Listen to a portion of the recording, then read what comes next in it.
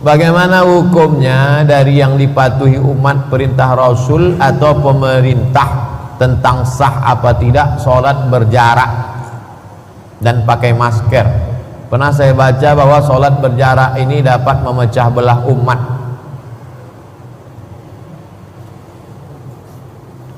Orang yang sholat berjarak itu bukan ikut pemerintah. Jadi jangan kalau ikut ustadz sholatnya rapat, kalau ikut pemerintah sholatnya berjarak. Itu tak betul.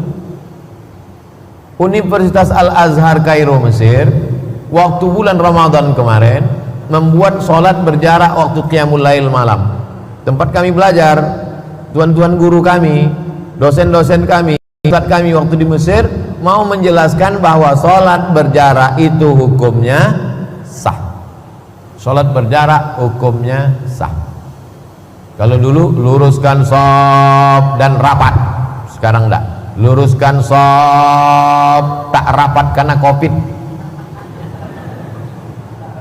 Nah, jadi Masjid Al-Azhar di Madinah, di Makkah pun begitu juga berjarak. Sholat berjarak hukumnya sah. Jadi kalau ada masjid di Pekanbaru yang membuat berjarak, sah menurut Al-Azhar, sah menurut ulama Saudi Arabia. Jangan takut. Sholat pakai masker sah apa tak sah? Sah.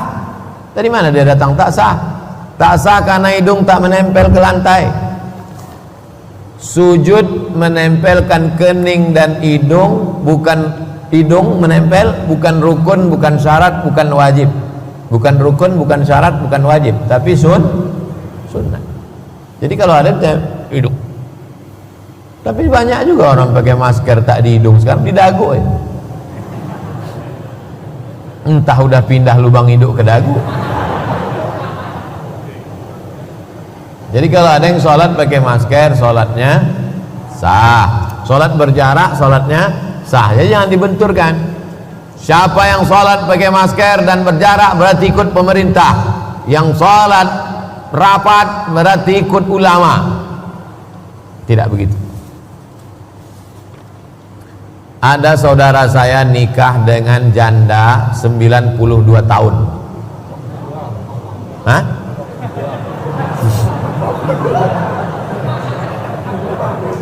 Coba tengok.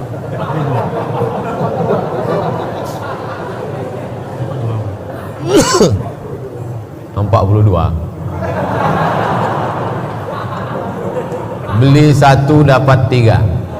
Buy one get 3. Maksudnya begini dapat anak 3. Tak sesuai sama lagu. Lagunya kan beranak ampek dan nanti juga. Orang tuanya tak restu karena perbandingan umur 42 dengan 22. Bagaimana sikap yang tepat kepada orang tuanya Pak Ustadz? Ibu, bapak yang anakmu umur 22 mau nikah sama janda 42, ketika cinta tak bisa memilih. Cinta itu irrasional. Kalau rasional bukan cinta. Al-hubbu yu'mi wa yusim. Cinta itu membuat orang buta dan tuli. Tak bisa dia mendengar lagi, tak nampaknya lagi di dunia ini kecuali jandanya. Hanya saja kita sebagai orang yang di luar hanya bisa memberikan pandangan. Ada 3 yang mau kusampaikan wahai kau anak muda. Yang pertama, kalau kau sekarang umur 22, janda ini 42, nanti waktu kau umur 42, ini bini kau ini udah 62. Berarti kau siap-siap berbini sekali lagi. Itu yang pertama. Yang kedua, hati ini berubah-ubah. Yusbihu mu'minan wa yumsi kafiran. Paginya beriman, orang petangnya bisa jadi kafir. Sedangkan kepada Allah aja hati bisa berubah, apalagi kepada bagaimana kalau tiba-tiba nanti hatimu berubah? Siap enggak? Yang ketiga, ibumu yang melarang ini bukan niat dia tak baik, bukan dia menyuruh kau berzina, tapi menyuruh kau berpikir. Oleh sebab itu istikharah dulu, berpikir. Kalau sudah pikir-pikir tetap juga dia mau menerima, maka orang tua mau tak mau, suka tak suka, dia mesti menyetujui. Karena yang tidak boleh itu kalau anak itu melakukan perbuatan yang dilarang Allah SWT. Dia mau menikah dengan orang yang tak seakidah, wajib orang tua melarang. Karena tidak dibenarkan menikah beda agama. Sedangkan ini bukan masalah akidah, ini masalah adab, ini masalah kepantasan, ini masalah kufu, ini masalah kelayakan. Maka di pengadilan pun seorang laki-laki boleh menikahi perempuan berganti perwalian. Kalau perempuan itu tidak, ayahnya tak setuju, maka bisa dialihkan ke wali abad, wali yang lebih jauh. Wali perempuan itu ayahnya tak setuju, bisa berpindah dari ayah ke datuk, datuknya tak setuju, bisa berpindah ke abang. Sedangkan wali perempuan aja bisa berpindah kalau pasal tak setujunya itu bukan karena agama. Kenapa tak setuju? Karena beda suku. Kenapa tak setuju? Karena susah. Kenapa tak setuju? Karena belum kerja. Itu bisa perwalian itu berpindah. Apalagi kalau hanya sekedar setuju tak setuju, bukan masalah perwalian, tapi pandangan orang tua ini perlu didengar. Jadi anak-anak muda ini jangan hanya memperturutkan isi kepala dia saja, belum tahu dia lagi asam garam hidup. Apakah memasukkan foto bersama ustadz di FB termasuk ria? Berfoto dia, habis itu diuploadnya ke FB. Tujuannya supaya yang lain mau mengikuti tausiah. Yang dua, jangan dibilang hanya men-share jadwal tausiah aja, tapi tak mengikuti tausiah. Beda antara syiar dengan riya. Kalau sekedar untuk syiar berfoto dia dengan Ustadz A'agim, berfoto dengan Ustadz Fulan, lalu kemudian dia ajak, marilah kita hadiri tausiah pada tanggal 19 di masjid. Nah, itu syiar. Hilang pula iklan tadi.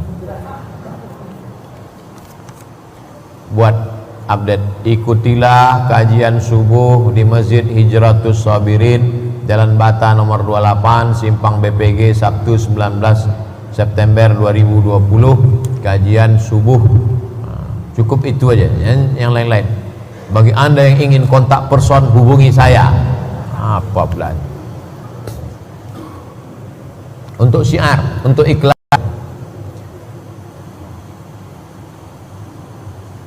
Gimana caranya agar mudah berjumpa jodoh? Jumpai Ustadz Al-Nob. Ustadz Al-Nob ini banyak stoknya. Ustadz Al-Nob ketua yayasan Yayasan Tabung Wakaf Umat. Nanti dikasihnya ada semua, umur, status, ada semua. Ustadz Al-Nob tentu isi ini dulu kan.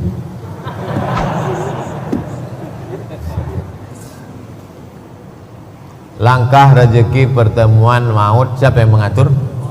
Allah. Coba tanya ibu-ibu bapak nih, cemana berjumpa ibu yang perempuan, tanya ibu, bu, cemana jumpa bapak itu dulu. Setiap ini tak ada satu ceritanya, lain kepala, lain orang, lain cerita semua. Macam mana pertemuan dia dulu? Langkah rezeki pertemuan maut kuasa Allah. Iyam sasgallahu bidurrim fala kashifalahu illahu. Kalau kau ditimpa musibah, tak ada yang bisa menyingkirkannya kecuali Allah. Wa in yuridka bi khairin fala radda li fadlih. Kalau Allah ingin mempertemukan engkau, tak pula ada yang bisa menghalanginya.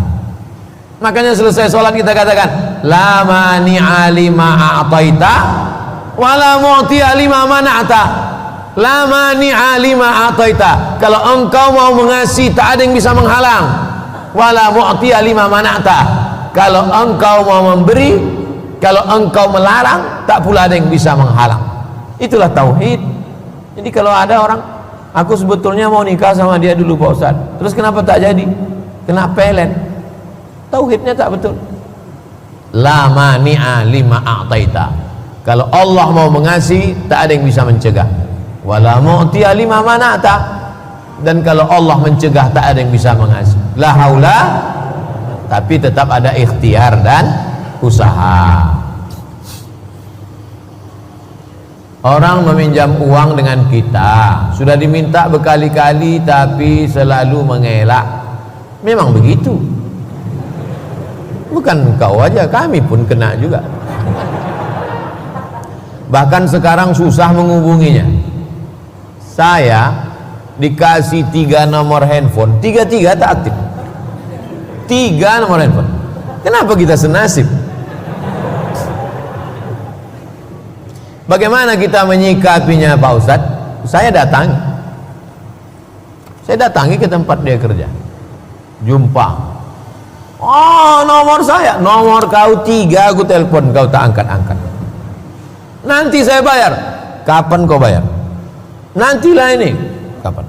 Dia sepele, dia tengoknya saya kurus kan? Tengok sepele. Dulu sebelum viral. Lama. Besok pagi kau bayar di sini, ini tempat besok pagi. Kalau besok pagi tak kau bayar, ku kapak kepala kau.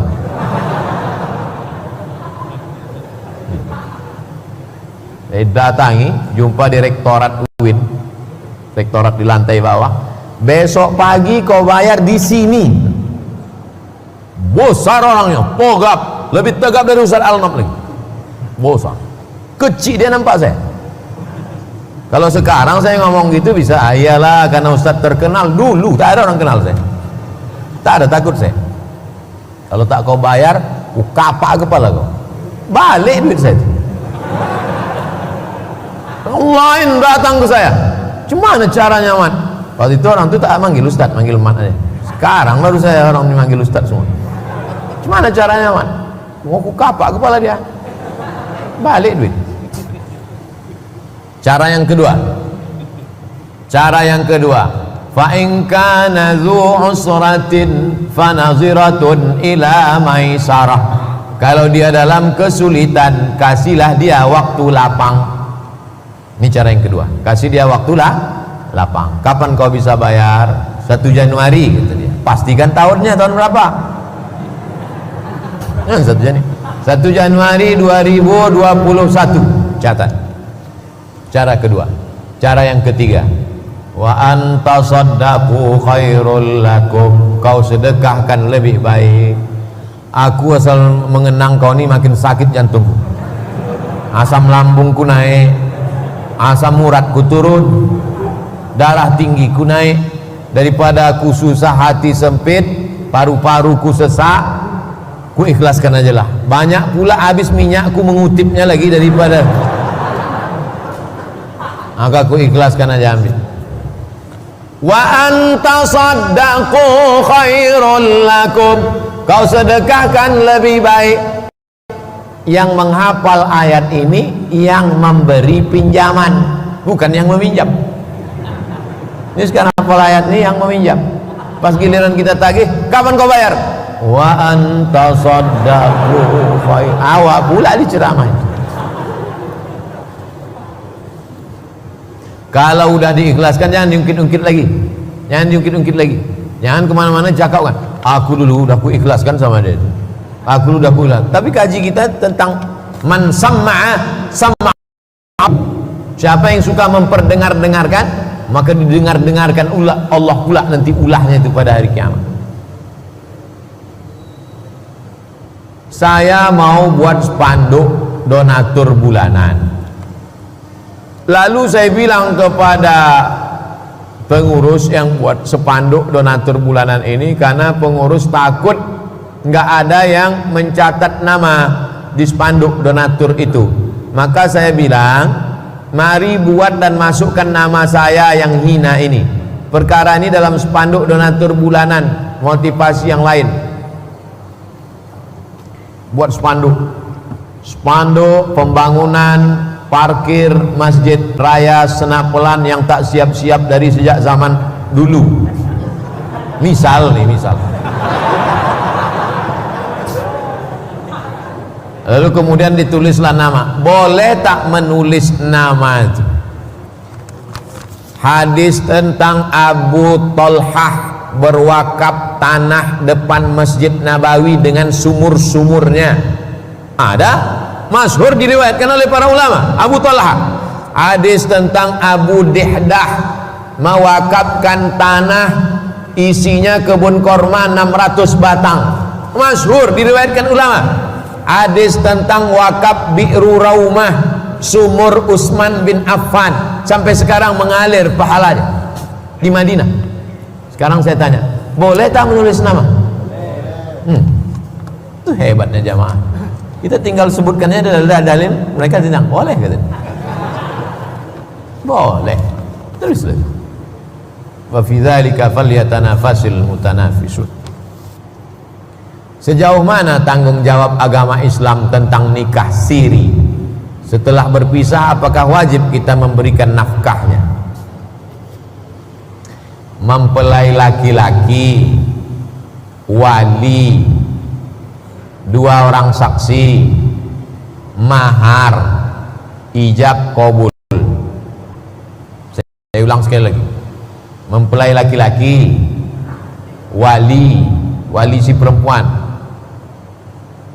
mahar, 2 saksi, ijab qabul.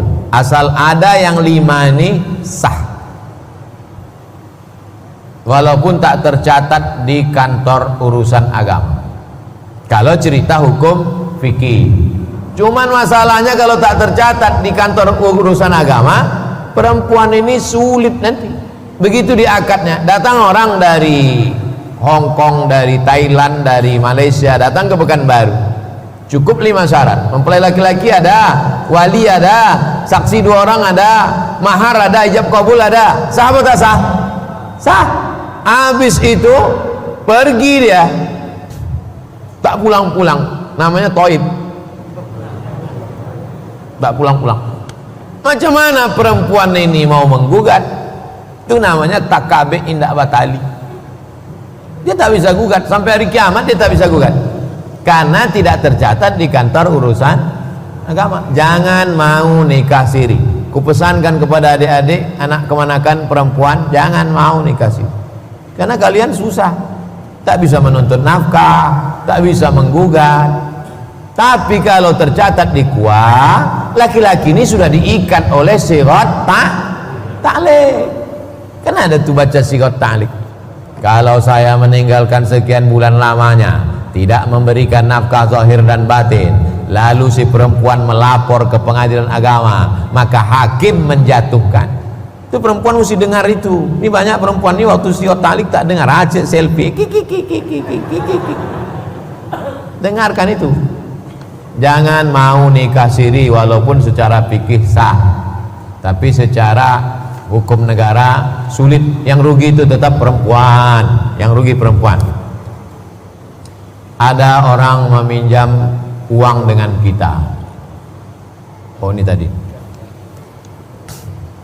doa-doa banyak sekali, tak saya bacakan, tapi insya Allah niatnya sudah sampai. Anaknya menjadi penghafal Quran, kemudian doa supaya diberikan rezeki, dijauhkan dari malapetaka, bencana, musibah, selamat dari ini, ada keluarga sedang di rumah sakit kena covid. Ala hazihin niyah, untuk niat yang baik-baik ini. Al-Fatihah. A'udzubillahi minasyaitonirrajim. Bismillahirrahmanirrahim.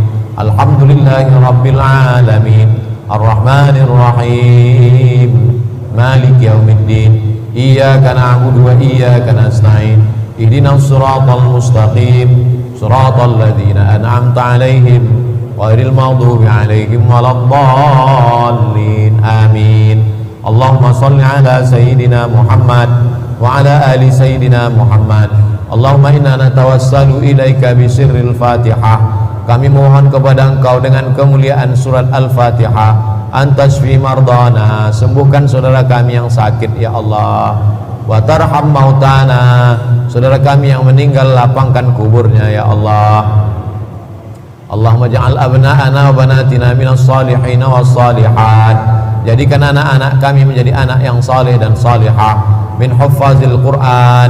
Jadikan mereka menjadi para penghafal Quran. Wahfazhum min kulli su' wa syarr. Jaga anak-anak kami dari segala perbuatan maksiat dan dosa. jaga mereka dari penyakit LGBT, jaga mereka dari narkoba, jaga mereka dari judi dan zina, jaga mereka dari segala yang Kau larang ya Allah.